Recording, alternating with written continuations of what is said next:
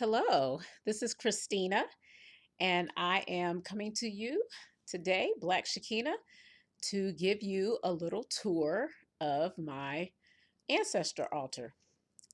Now, I have a couple of altars in my home. One is the ancestor altar, which is dedicated to my forefathers and foremothers, as well as the cousins, all those who I don't even know who came before me. And then I have another altar, which is really more the altar I have for prayer, for devotions, for doing spiritual readings, that kind of thing. So, this altar I'm going to show you today is the ancestor altar. And so I'm going to try to turn you around and let you see that. Hopefully, I can do this correctly. Okay, so we're going to start on the right hand side of the altar. As you can see, I have a certificate, which is from African ancestry, and I was found to have a connection to the Takar people of Cameroon. So I have put that in ancestry and certificate in a frame and put it on the altar. Here are some dried flowers. I usually do have a vase of flowers that sit behind this frame, but I just need to get some more. So, in fact, I'm showing you this altar before I kind of clean it up a little bit and refill some things. So, now the red scarf basically I have here is a scarf that I got in Ghana, West Africa, when I visited there in 2007. And I actually used the stamps that they had for the Adinkra symbols, and I actually stamped these signs on this piece of fabric. So I kept this piece of fabric and I put it on my ancestor altar. So here is a little bowl of guinea peppers. And what I have there are little peppers that when I went to Ile, which is Ile Ori, which is a Ifa temple here in the area, one of the things that they do is they take guinea pepper and eat it prior to the service starting. And the symbology of that is that it adds fire to your prayers. They also have honey, which adds sweetness to your prayer. So I thought that was such a lovely sentiment, and I decided to get some and put that on my altar as well to have before doing prayer. So if you move here, this is a Bible. Now, this Bible actually was my mother's Bible, and it was given to her by my aunt. And so I keep this Bible here, and I think it is open to Psalms. I'm sorry, Proverbs. It's open to Proverbs, one of the Proverbs. So I will actually sometimes read scriptures out of that when I come here to just pay homage. I will read scriptures from that. Up here, that's a picture of my mother, Christine Moore.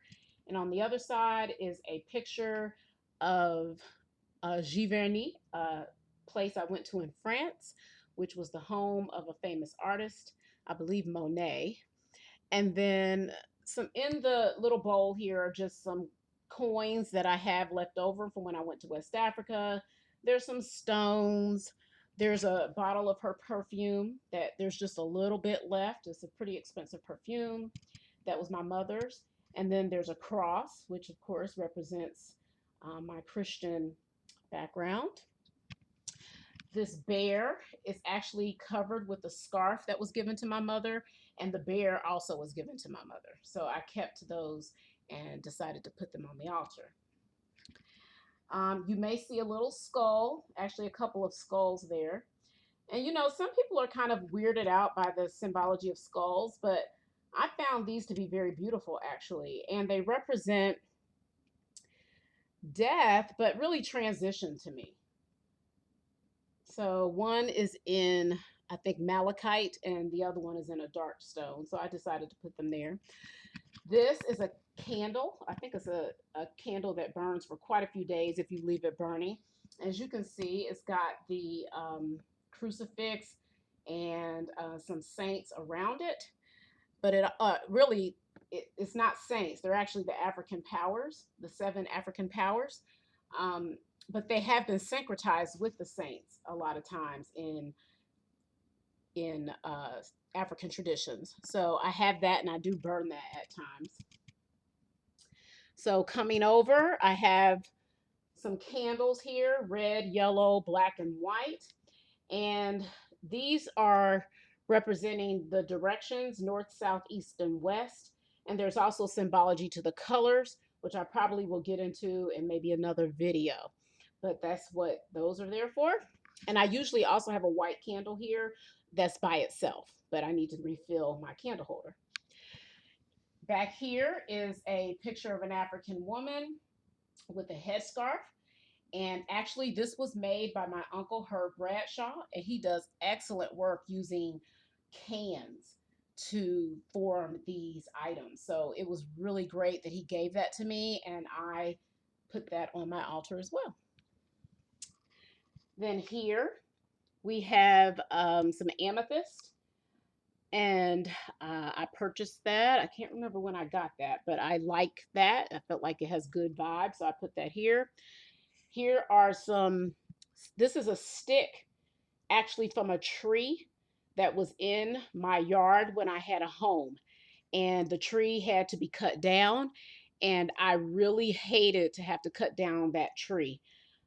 So I decided to take a stick from that tree and keep it so that I could remember that. And just to kind of give honor to the natural world that's here for us, that we live off of. Same thing with the pine cone. I think about everlasting life. You know, it comes from a fir tree and the evergreen. So I put that there. I also have a feather that was found before. So I kind of have natural elements on here as well. Here you have cotton. And actually, this cotton was given to me by my uncle and aunt. And I now live in the South. I used to live in Ohio.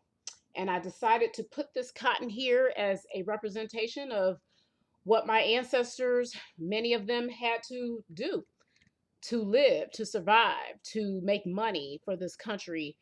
It represents remembering their suffering, but also remembering their endurance, to remember their long suffering, to remember their resilience. So I have the cotton here along with a African woman's head made out of wood that also came from the continent. And I found that at a garage sale, believe it or not. So very cool there. And then here is a bowl of water. And I normally, and it does not have water in it right now. I need to get some water in it. But that is to represent kind of the refreshing spirit of the ancestors being with us always. To you really are to keep that filled. So I have been a little bit remiss with my altar, which is why this is one of my projects for the next day or two, is to get my altar, you know, kind of cleaned up, get the things refilled, put the ashe, you know, my ashe in it. Um, Above it is a print that I found at a Goodwill, which is of Black children moving into a white neighborhood and the white children kind of staring at them. I believe this is a copy of a Norman Rockwell painting, and I think it's called Moving In or something like that. I have to get the exact details of that. And then here are two African faces in wood that actually used to belong to my aunt. And I got them from her, and I have always now had them on the walls. So, lastly, here are some prayers that I also will sometimes do at the altar, and these are in the Yoruba language. I also have a list of ancestors, the names of whom that I do know, and I do try to call their names out and honor them when I do any kind of homage at the altar. And then here is part of a prayer as well. So hopefully this kind of gives you an idea of how you can set up your ancestor altar if you don't have one. And one of the things I'm doing is really trying to get back to honoring my ancestors, my African ancestors, because as was taught to me by my teacher, there are so many times we honor the ancestors of everyone else but our own. And part of that is because we have the history that we have in this country, but also because ancient African practices have been derided as evil or satanic or any of these manner of things. But it's very interesting because the Hebrew practices are very close to West African practices. When you think about the sacrificial systems, the temples, the reason why they're similar is because they're not far away from each other. These things happened in Northeast Africa or in what we now call the Middle East, Levant. So we think things are so far apart, and really they're not when you get back to the root of them. So I am one to incorporate these things now into my life, and it has really made a difference for me to come close to my ancestors. So I hope that you have enjoyed the tour of my altar, and I will come back to you again with another video. Signing off, shalom, peace, alafia from Black Shekina.